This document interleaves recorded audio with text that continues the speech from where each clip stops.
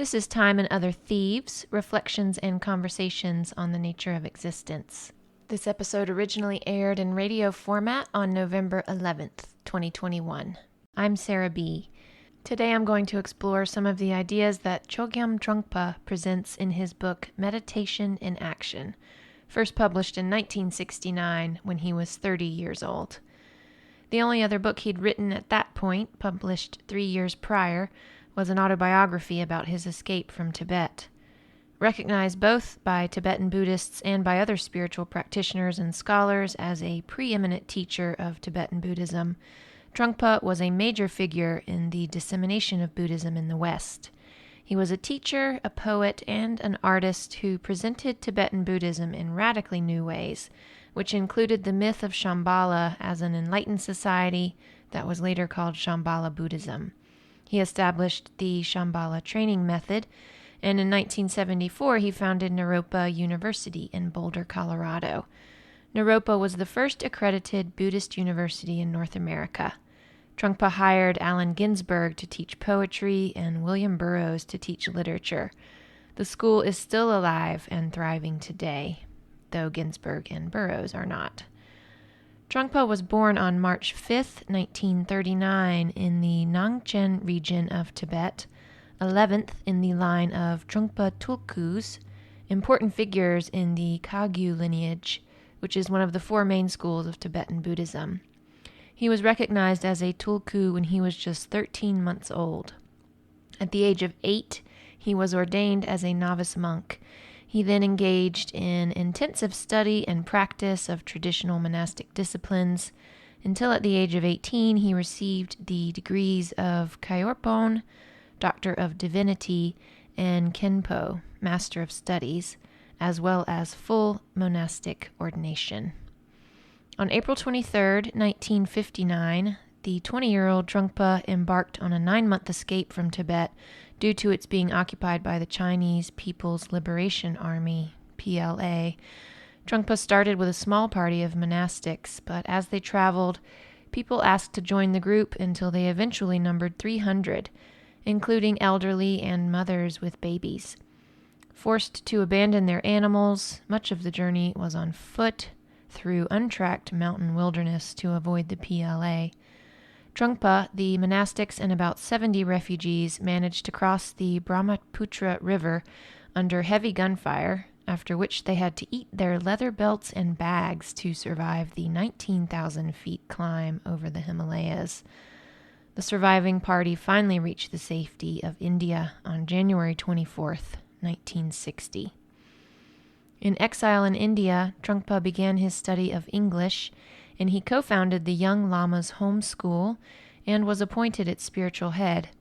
In 1963, Trungpa received a Spalding sponsorship to study comparative religion at St. Antony's College, Oxford University.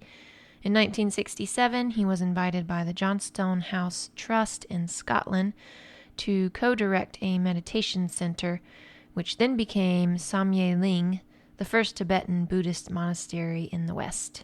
David Bowie was one of Trungpa's meditation students there. During this period, he also wrote his first 2 books, Born in Tibet and Meditation in Action, which I'll talk about today.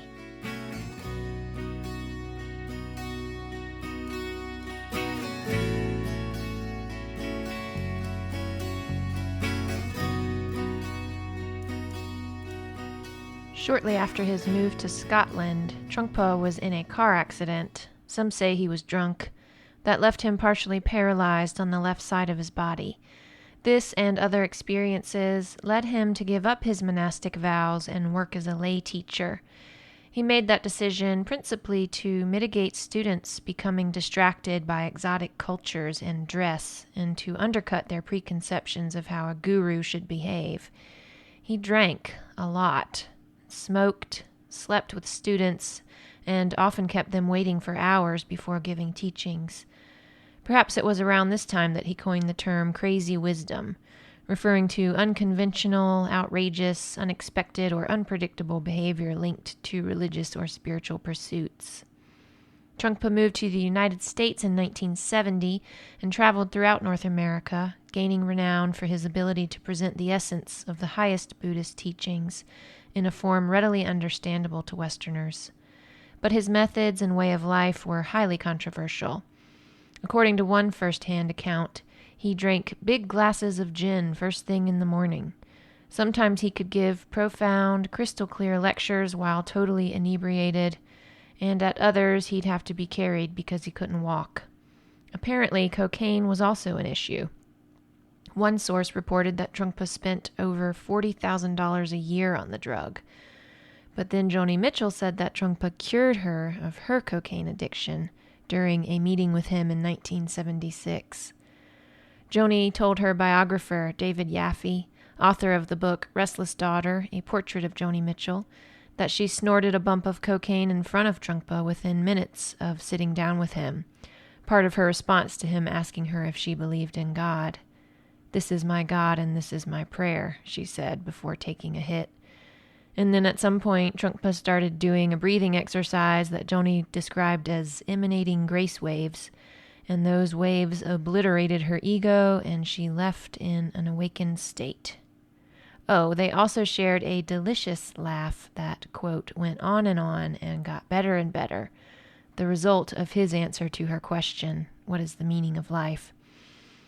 Joni went on to refer to Trungpa's unorthodox characteristics in the first verse of Refuge of the Roads, the last track of her 1976 album, Hejira. In the radio version of this episode, this is where I played that track, but here on the podcast version, I cannot. Feel free to check it out for yourself, though.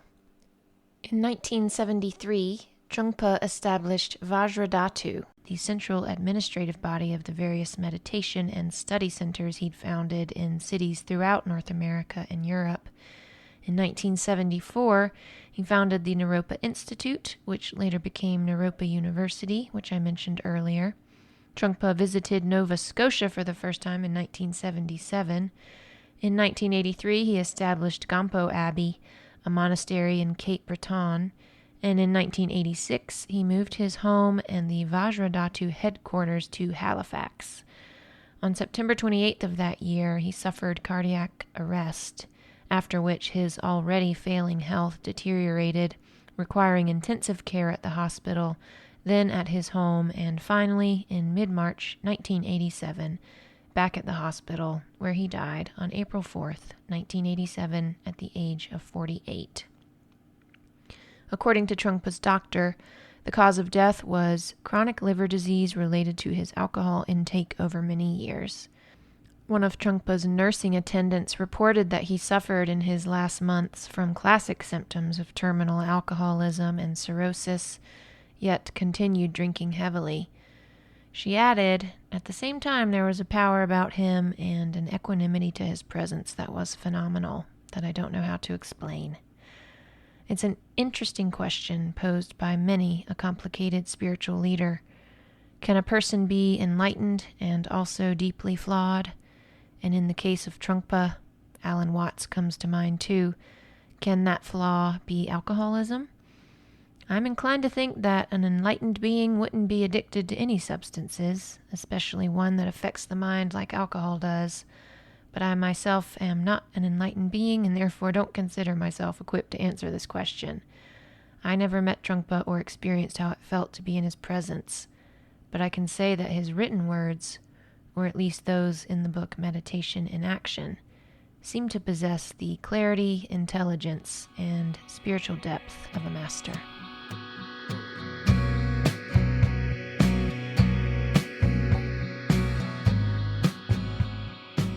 The first chapter, The Life and Example of Buddha, emphasizes, as Buddha's own trajectory did, the important role that first-hand experience plays in the process of learning anything. The Buddha is well known for basically saying, "Don't take my word for it, go and see for yourself." Any teacher or therapist, two professions I have some experience in, will tell you that you can read all the books and take all the classes you want on theories of education and psychoanalysis, but until you're standing in front of a classroom or sitting across from a patient, you really don't know anything. Same goes for meditation. But of course the irony is that Trungpa and so many other spiritual masters who would agree with him on this whole notion of first-hand experience wrote about and lectured on the very topic of meditation, essentially saying, here's a book about something you should just learn about by practicing yourself. In the first chapter of Meditation in Action, he describes the practice as a very simple one of examining oneself. He says that if we approach meditation as a means of becoming one with God, then we are embarking on a fool's errand, because our concept of God is just that, a concept.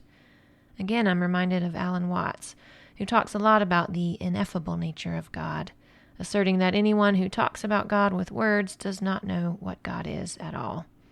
In fact, we can't know what God is, because God is unlike anything we've ever known. I think Trungpa would agree, and his solution to this seemingly unsolvable problem is to return again and again to examining oneself. He stresses the necessity of engaging in this process with discipline and perseverance, accepting that there are no shortcuts and no excuses for giving up without having thoroughly digested the experience, as opposed to just getting a little taste of it. He compares a consistent, regular meditation practice to making a journey on foot, something his escape from Tibet taught him a lot about, as opposed to driving. In the latter approach, we cannot really take in our surroundings and internalize the route, whereas if we walk somewhere, we, quote, know the way perfectly. If I had a nickel for every time I've heard someone say, meditation is hard for me, I'm just not good at it, I'd have a lot of nickels. Nobody is good at meditation, are they? At least at first? Unless maybe they're one in a line of tulkus. It's definitely something you have to be disciplined about. Definitely an example of having to trust the process. I'd say the same thing goes for Hatha Yoga. That's the yoga most people think of when they hear the word yoga, the one with all the poses.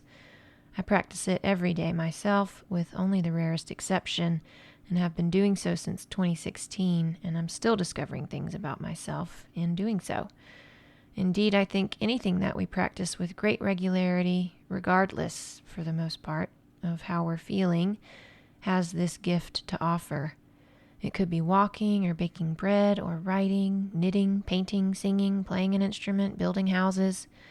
It's the repetition that reveals the infinite depths we all contain. But meditation reveals these depths in its own distinct way. I'd say it's the purest activity a person could do. Just meeting yourself right where you are, again and again and again. And with enough practice, you can start to meet others right where you are too. According to Trungpa, that's precisely what Buddha did, and that's why he was such a powerful teacher. What he actually said didn't matter nearly as much as the situation he created by, quote, simply being true, just as any of us could be. But we must know what our truth is, by which I mean how it feels to be true, in order to then be true. And meditation gives us access to that knowledge.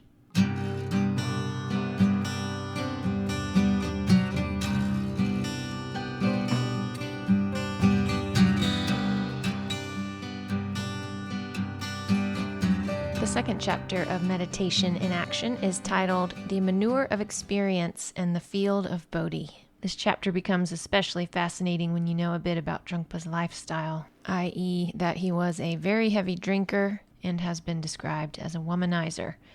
He even forced the poet W.S. Merwin, along with Merwin's girlfriend, to strip naked in a room full of people.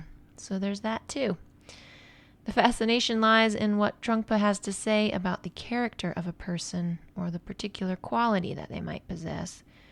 Each of us has a certain quality that informs our character, and Trungpa says that we should never classify that quality, whatever it might be, as bad. Instead, we should view the quality, be it laziness or even violence, or in his own case, perhaps alcoholicness, as the seed of Bodhi in that person. Bodhi, that's Bodhi, is Sanskrit for awakening or enlightenment. Trungpa says that we must accept the character of a person and use it as a vehicle to that person's full potentiality for enlightenment. Everyone has that potential inside.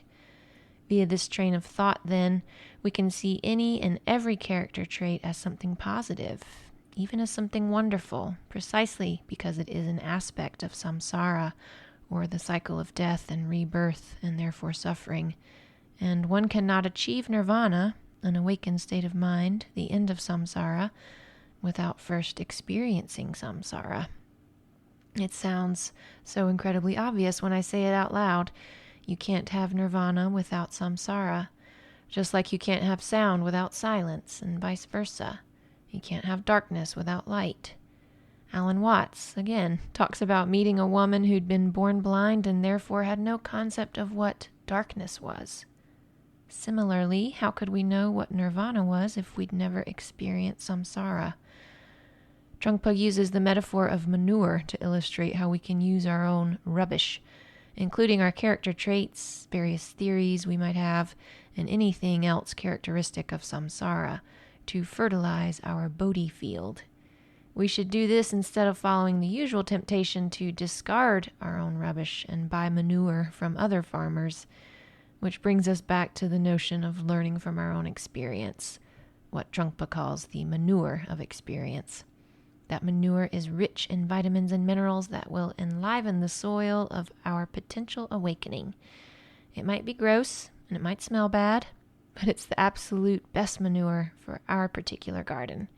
In other words, we shouldn't try to get rid of samsara and focus only on achieving nirvana. It simply doesn't work that way. Nothing would grow. Applied to the practice of meditation, this notion could look like contemplating a weakness or character flaw that we possess. Rather than try to push those thoughts away in an effort to empty the mind completely, we give them our full attention. And in doing so, we might discover something new and valuable. We try to understand the weakness or character flaw in question, rather than pretend it doesn't exist. Trungpa says that you are your own best friend. Of all the people who might keep you company, you are the best person for the job. So you may as well lean into that role and get to know yourself as well as you can. He recommends studying all the way back to your childhood.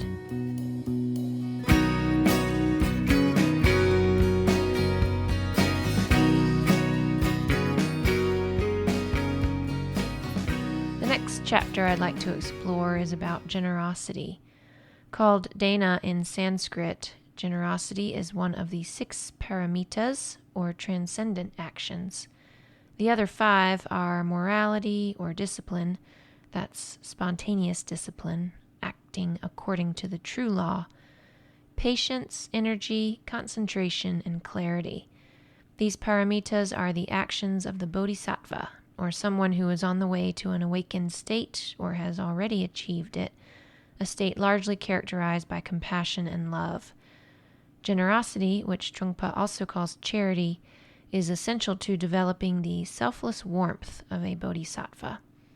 While such generosity can refer to helping or giving to others, it does not entail doing so for one's own psychological benefit, or doing so in order to feel helpful or seem helpful to others, to be virtuous or overcome a certain sin. This generosity is not conceived of in terms of good or bad, right or wrong. Rather, it transcends this kind of conditioning and is simply a response to the true present moment. And yet again, I'm reminded of Alan Watts, who said that Zen monks never put things off for later. A need presents itself in their environment, and they act in such a way to meet that need right then and there. And I'd say there's a certain generosity to this way of being. We do not act in order to receive some kind of reward, and therefore we are not acting from a place of possessiveness. We have transcended that kind of continual wanting. So the generosity Trungpa is describing is essentially a generosity toward our own selves, if you think about it, because it implies that we have enough love and warmth within ourselves that we don't need it to come from without by somehow manipulating the world into providing it for us, which it can't do anyway.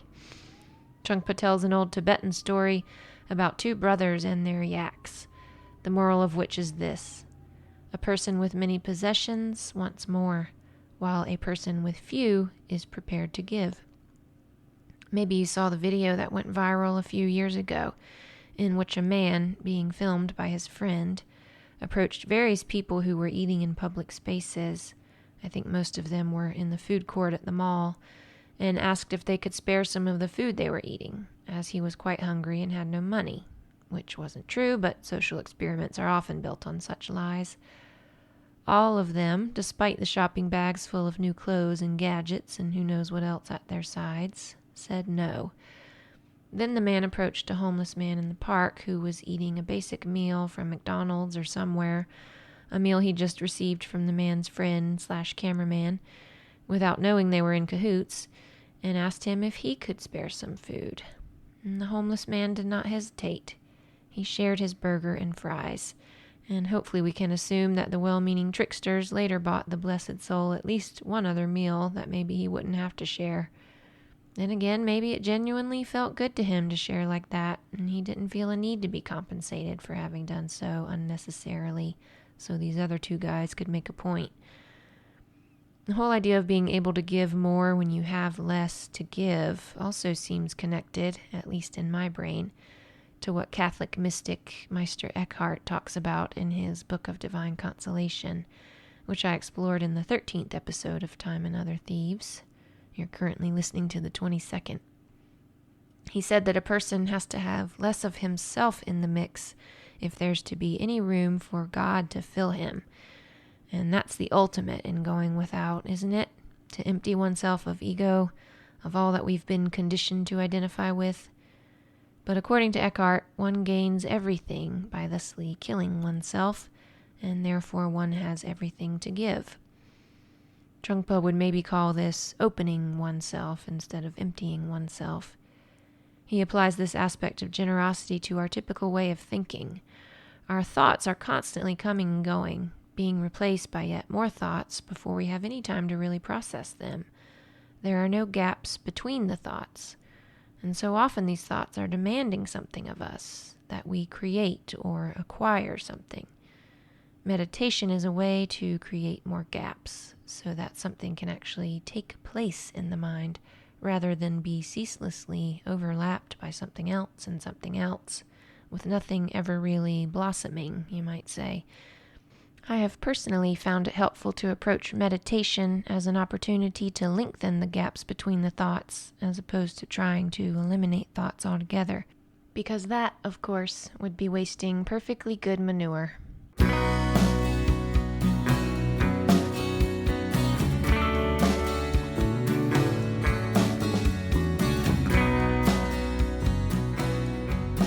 I've now made my way up to the chapter titled Patience. The Oxford English Dictionary defines patience as the capacity to accept or tolerate delay, trouble, or suffering without getting angry or upset. Trungpa defines it as the practice of not expecting anything and not trying to change the situation outside oneself. He adds that this is, quote, the only way to create peace in the world. I love this because it makes perfect sense. If we were all more skilled at accepting or tolerating delay, trouble, or suffering, and not expecting anything or trying to change the situation outside ourselves, I do believe there would be a lot more peace in the world. With more such patience, people wouldn't have taken to the Raleigh streets last year in protest of mask mandates and the lockdown in general because it was preventing them from getting a haircut.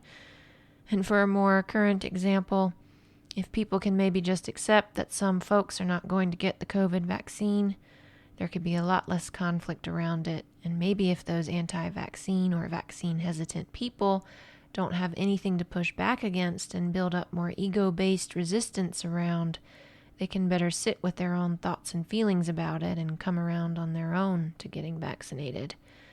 And if they still decide to remain unvaxxed, we would have at least skipped all the obnoxious fighting along the way. In order to practice patience, Trungpa says we must cultivate the ability to see a given situation for what it is, in the present moment, free of any past influences or fears about the future. He calls it a panoramic, all-pervading awareness of the very moment of now. This kind of seeing brings with it a great strength and energy, both of which are necessary for practicing patience. And what better way to develop one's capacity for seeing things as they really are than meditation, which brings us to the book's penultimate chapter of the same name. The kind of meditation Trungpa describes is essentially nothing more than a disciplined attempt to see what is, right here and right now, within one's own self.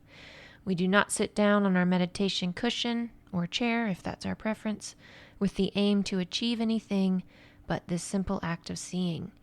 We're not striving to attain some higher state of consciousness or to become a different version of ourselves or even to free ourselves from anything. All we're trying to do is identify with the here and now, and we do that by concentrating on the breath, because each breath is a pure and unique expression of here-ness, of now-ness. And again, we're not trying to push anything aside when meditating. To borrow a concept from acceptance and commitment therapy, which is based on a lot of Buddhist ideas, everybody must be welcome to the party, including the ego and any thoughts or feelings we might judge as bad or negative. Trungpa says that to deny any aspect of ourselves when meditating is to attempt perfection, which is entirely beside the point. He says that when we try to become perfect in this one-sided way, then the same amount of imperfection is building up on the other side. This is a concept that Marion Woodman explores in her book, Addiction to Perfection, which I'm going to discuss next week on Time and Other Thieves. Along this same vein, Trungpa also emphasizes the importance of not assuming a solemn attitude when meditating.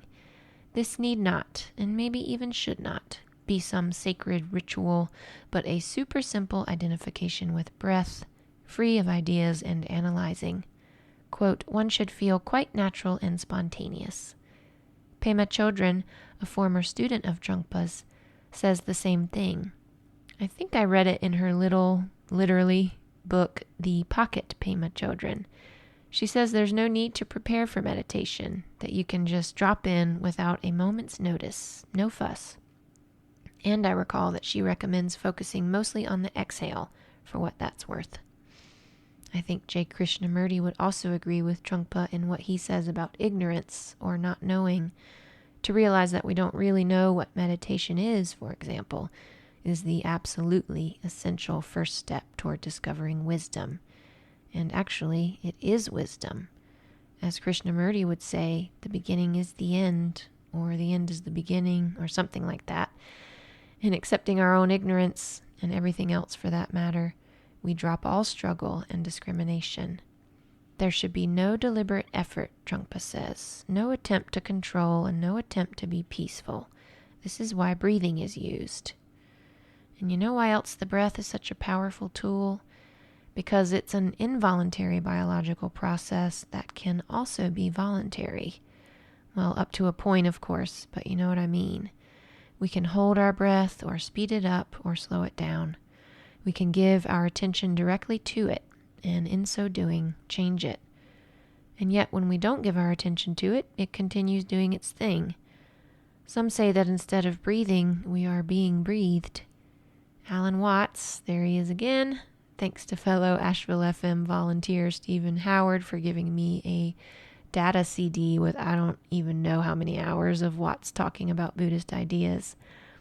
And he actually proposes the notion that we, each and every one of us as individuals, are making our heart pump and our blood flow through our veins and our stomach digest our food and all the rest of it. You're doing that, he says.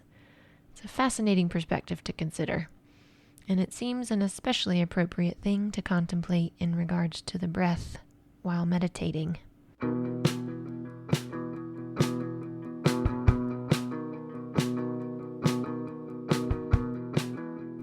The final chapter of Meditation in Action is titled Wisdom, which in Tibet is called Shirab, which literally means ultimate knowledge. And of course, having knowledge in this ultimate form is not the same as having knowledge about things, but is rather what Trungpa calls knowingness. It means that we know, basically, the situation at hand, right here in this moment, which is all there is. We are on very intimate terms with it. We know it inside and out. The three methods for cultivating Shirab, or wisdom, are, again in Tibet, Topa, meaning study, Sampa, meaning contemplation, and Gompa, meaning meditation.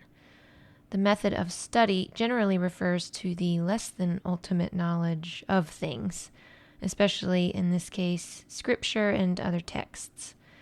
It should come as no surprise that Trungpa 1 warned against relying too heavily on books, as they can become our way of escaping what is and shirking the responsibility to look closely at things on our own. And 2, he also acknowledged the important role that books can play in the beginning of a given learning process. He allows that books can be of great benefit. Namely, they provide inspiration and self-confidence to the reader. Once they have indeed provided that, though, the reader should stop reading and go forth inspired and confident to see what he can see for himself. I myself have a hard time with this one. If I didn't, I doubt this radio show would exist.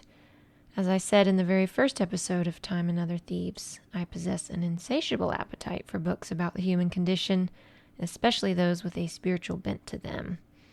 I admit to thinking, with each book I crack open for the first time, that maybe this one will somehow make my knowledge complete.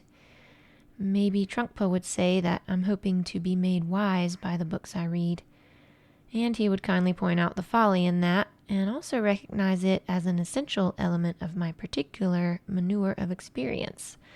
This endless seeking, he might say, is the seed of Bodhi in me. So why fight it? Moving on, Sampa, the second method for cultivating wisdom, is what Trungpa calls reflective meditation, which I take to mean contemplation, and more specifically, contemplation of something. For example, if I'm reading and come upon an idea or concept that really knocks my socks off and makes me want to shout it from the rooftops, I should, according to Trungpa, calm down after the initial excitement of discovery and find a way of relating my newly acquired knowledge to myself on a practical level. It certainly is easy to get abstract about things when it comes to spirituality. Quite recently I had the epiphany, I am love, nothing can hurt me. It was one of the more empowering moments of my life. All fear vanished as I really felt what I was really made of. But what happens to my conviction when I contemplate losing something dear to me, or being in actual physical pain, or on the verge of death, or even of apologizing for something I'm ashamed of? What happens then indeed? So while Sampa is the method of contemplating what we've learned or discovered, Gompa is meditation in the sense of samadhi, which is the 8th and final stage of Ashtanga, or the 8 limbs of yoga that Patanjali delineated in his Yoga Sutras. In samadhi, the meditator becomes one with his or her point of focus and transcends the self altogether. Trungpa says that the way to begin this kind of meditation is to ask yourself, who am I? And since you don't know who you are, remember the importance of accepting your own ignorance.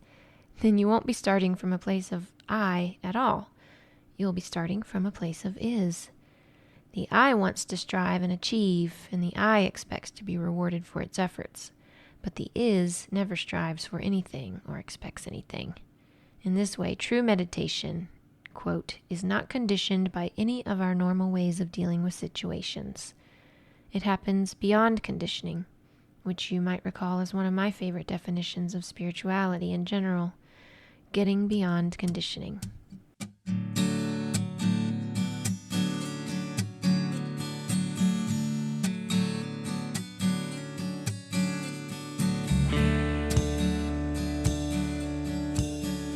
But did Chögyam Trungpa himself get beyond conditioning?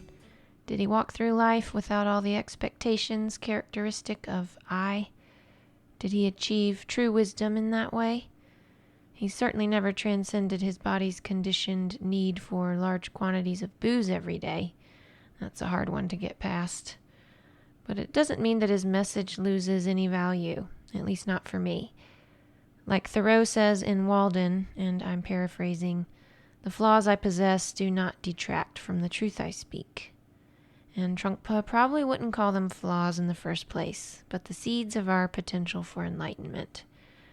Near the end of meditation in action, he says that, quote, one can in fact be at the end result at the same time that one is traveling along the path. There's that Krishnamurti idea again of the beginning containing the end. It's like the Zen saying that goes, before enlightenment, chop wood, carry water.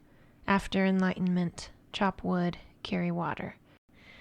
I'm Sarah B., and that's going to do it for me today. Thanks so much for listening to Time and Other Thieves. I hope you enjoyed my discussion of Chögyam Trungpa's book, Meditation in Action. Please join me for the next installment when I'll reflect on some of the ideas presented by Jungian analyst Marion Woodman in her book, Addiction to Perfection. Until then, happy meditating.